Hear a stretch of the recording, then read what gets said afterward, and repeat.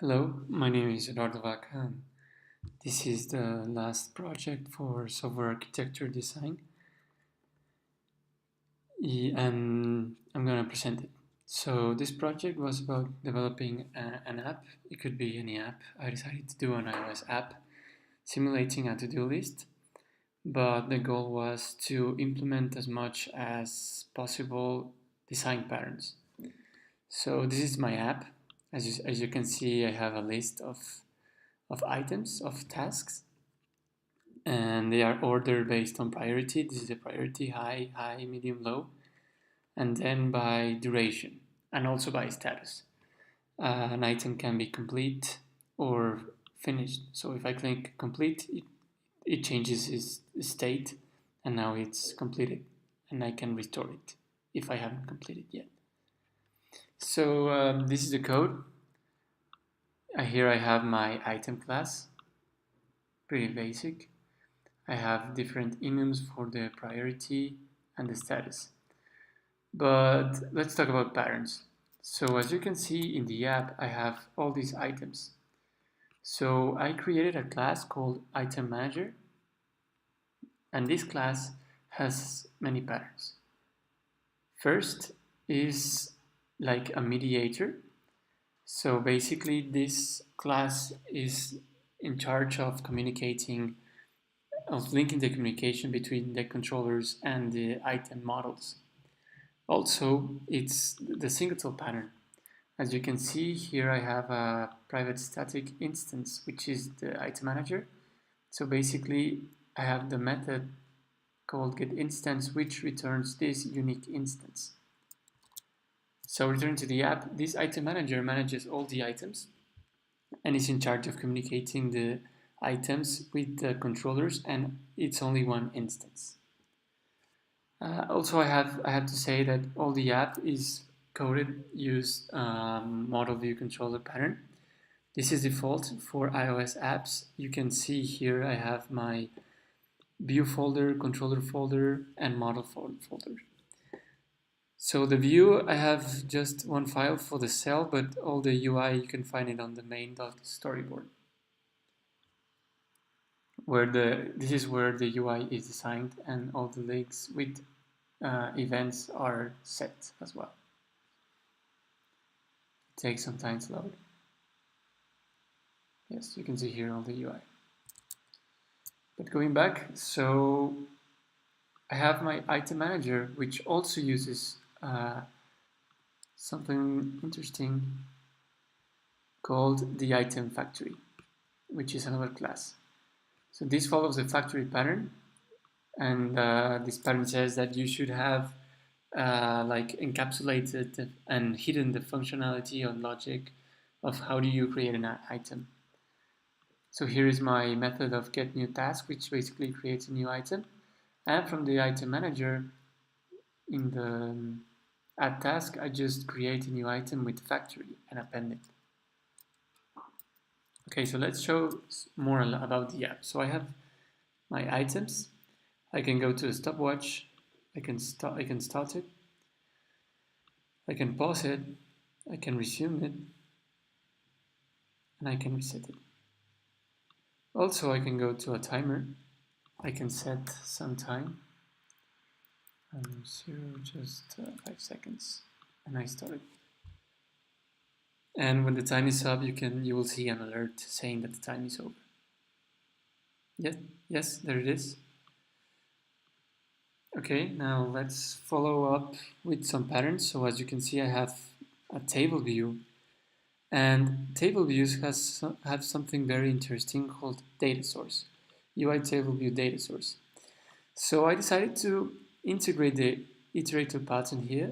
It's not exactly as Java works, but this data source has these methods, for example, number of rows in section and self-row at index path, which basically maps a cell with an index.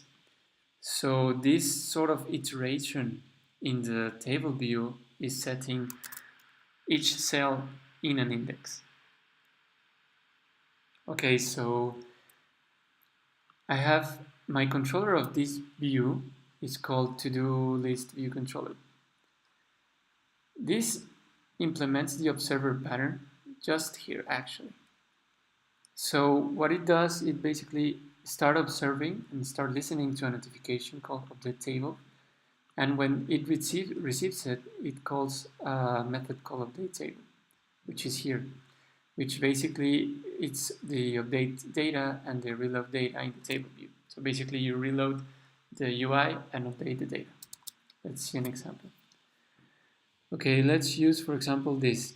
It says make AI lab. So as you can see, the time spent is 0. Let's get inside the task. We can edit the task here, but we're not interested in that. We go to the timer. So here the duration of the task is set. So I started and the timer started running. So let's assume that I start doing the task and then, okay, I have to go back. As you can see, now the time spent for this task is 9 seconds. So this view is actually updated based on a notification that was called from the other view. So it's the observer pattern. Also, this table has a state pattern. Every time I click edit, the table changes. So if I cannot click in items, I can just delete them with this. See? Let's delete the clean kitchen. So now it's in edit state. If I click done, now it's in the normal table. I can click them now. Okay, now there is also another thing called strategy pattern, and I have it in a strategy file. So I have an interface called strategy that only has a function called do operation. And I have these two classes, operation restore and operation complete, which basically have a different implementation of the function. So this basically changes the algorithm at runtime. We can see it in here. Every time I click complete item, I will call do operation of the strategy, but it will be different depending on the item state. Let's see an example. So if I click complete here in finish project, it changes, right? Now this is restore. It doesn't say it's complete. This is made at runtime. This is decided by the strategy, and this item is not clickable because it's strategy. This one is clickable because it's not completed yet. Okay. And now only 2 more patterns to talk about. Memento. I have Memento in my Memento class. Basically, this pattern is to save a version of an object, and I'm saving a version of an item that is it's a draft.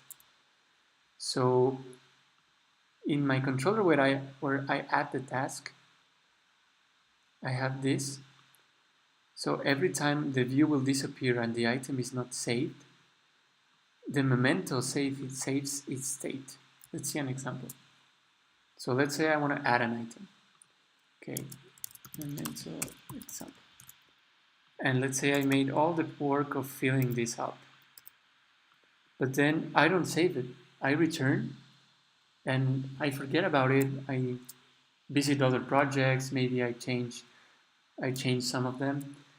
But if I return to add an item, a new item, I will see that my Memento is still there. So that version is kept in the Memento. Okay, last pattern. Last pattern is called facade. Basically, it says that you should hide complexity and implementation of a module. So I have a protocol, which is an interface called store and only has function store. So what it says is I only want this interface to tell the object that it has to have a method called store, and in that implementation it should store the information in the phone. So the information is not lost when the app is killed. My item manager implements this. And here it is. We have the encoding of the data and actually writing the data in the phone. And this method is called in the app delegate, in the function that is run just before the app is going to the background. So as you can see, the app delegate doesn't care how the store is done. It's just know that there is a method called store and that it will run it. Okay, so let's see an example. Here I have the app running, okay? If I kill the app,